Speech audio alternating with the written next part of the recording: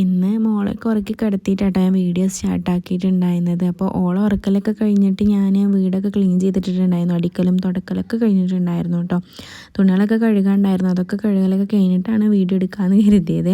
അപ്പോൾ അടുക്കളയിൽ ഉമ്മ മീനൊക്കെ നന്നാക്കുന്നുണ്ടായിരുന്നു കേട്ടോ. പുഴമീൻ കിട്ടിയിട്ടുണ്ടായിരുന്നു. അപ്പോൾ അതൊക്കെ നേരാക്കുന്നുണ്ടായിരുന്നു.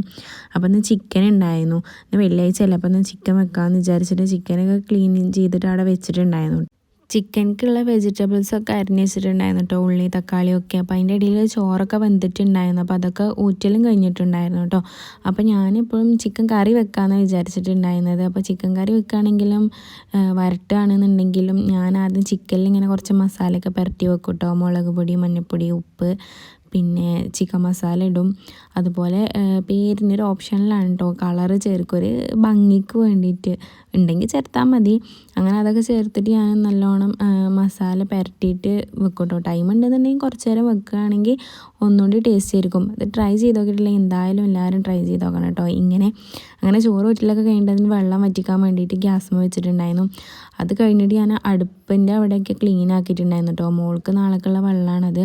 അതൊക്കെ ഊറ്റി വെച്ചിട്ട്, അപ്പോൾ ഇവിടെ കണ്ടില്ല ഒരാൾ എണീറ്റ് വരികയാണ്.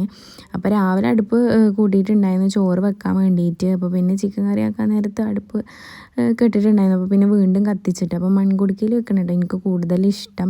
കാരണം അങ്ങനെ വെക്കുമ്പോൾ ഒന്നുകൂടി ടേസ്റ്റ് തോന്നിക്കും.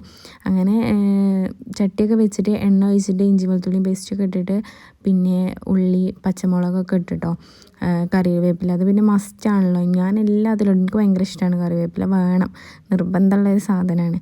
അങ്ങനെ അതൊക്കെ ഇട്ടിട്ട് ഉപ്പൊക്കെ ഇട്ടിട്ടോ പെട്ടെന്ന് വഴണ്ട് കിട്ടാൻ വേണ്ടിയിട്ട്. ചിക്കൻ കറി പൊതുവെ എല്ലാവർക്കും വെക്കാൻ അറിയുണ്ടാവും. എന്നാലും ഞാൻ എൻ്റെ ഒരു സ്റ്റൈല് പറഞ്ഞു തരട്ടെ, അറിയാത്തവർക്ക് വേണ്ടിയിട്ട്. അറിയാത്ത ആരെങ്കിലുമൊക്കെ ഉണ്ടെന്നുണ്ടെങ്കിൽ ഇങ്ങനെയൊക്കെ ഒന്ന് ട്രൈ ചെയ്ത് നോക്കി. അങ്ങനെ കറിവേപ്പിലൊക്കെ ഇട്ടിട്ട് ഞാൻ അതിൻ്റെ കൂടെ തന്നെ പിന്നെ കുറച്ച് കഴിഞ്ഞപ്പോൾ തക്കാളി ഇട്ടിട്ടുണ്ടായിരുന്നു കേട്ടോ. ഒന്ന് ഒരുമിച്ചിട്ട് അങ്ങോട്ട് വഴണ്ടി കിട്ടുമല്ലോ വിചാരിച്ചിട്ട്. കാരണം ടൈം ഉണ്ടായിരുന്നില്ല, നേരം വൈകിട്ടുണ്ടായിരുന്നു ഉണ്ടാക്കാൻ വേണ്ടിയിട്ട്.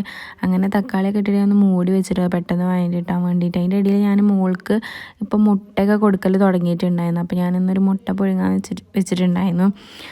അത് കഴിഞ്ഞിട്ട് അതുപോലെ നല്ലോണം വഴണ്ടി കിട്ടണം കേട്ടോ, നല്ല ടേസ്റ്റ് ഉണ്ടാവുള്ളൂ. അത് കഴിഞ്ഞിട്ട് ഞാൻ വഴണ്ടി വന്നപ്പോൾ പിന്നെ മുളക് പൊടി, മഞ്ഞൾപ്പൊടി, ചിക്കൻ മസാല, മല്ലിപ്പൊടി. ഇവിടെ അധികം മല്ലിപ്പൊടി ഇടണം കേട്ടോ, അമ്മമാർക്കൊക്കെ ഇഷ്ടം. ഞാൻ അങ്ങനെ മല്ലിപ്പൊടി ഇടുന്ന ആളല്ല, പക്ഷേ ഓരോ ഇഷ്ടത്തിന് അങ്ങനെ ഇടണമെന്ന് തന്നെ ഉള്ളൂ. അങ്ങനെ ചിക്കൻ മസാലയൊക്കെ ഇട്ടിട്ടോ. പിന്നെ ഇതിൽ പറ്റിയൊരു തെറ്റെന്താ വെച്ചാൽ മസാലകളൊക്കെ ഇട്ടിട്ട് ചിക്കൻ ഇട്ടിട്ട് ഒന്ന് ഇതാക്കണമായിരുന്നു. ഞാൻ അറിയാതെ എന്തോ ഒരു ഓർമ്മയിൽ വെള്ളം ഒഴിച്ച് പോയിട്ടുണ്ടായിരുന്നു. സാരമില്ല, കുഴപ്പമില്ല.